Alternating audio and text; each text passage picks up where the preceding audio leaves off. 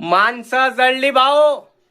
विमान खाक झालं, जळून खाक झालं, कोळसा झाला विमानाचा. आणि जे 5 माणसं जळली त्याचाही कोळसा झाला. ओळखून होतं यात का अजित दादा कोण होय, का पायलट कोण होय, त्याचे सहकारी कोण होय, ओळखून होत दादा. आणि विमानाचा मालक काय म्हणतो, विमान साजरं होतं, रनवे साजरा होता, सगळ्या गोष्टी चांगल्या होत्या. तर मग माझं एकच म्हणणं, त्या माधर चौदाले की ते विमान जळलं कसं, विमानात बॉम्बस्फोट का झाला, आणि ते 5 जण जळले कसे, आणि 6वा व्यक्ती कुठं आहे. कारण नोंद आहे त्याच्यामध्ये की 6 जण विमानात गेले. 6वा व्यक्ती कुठं आहे तुम्ही सांगा मला, नक्की कमेंट करून सांगा. आणि प्रशासनानं ह्या विमानाच्या मालकाला उचलाव आणि त्याला विचाराव काय गडबड केली त्या विमानात, काय नाही तो सांगू शकेल.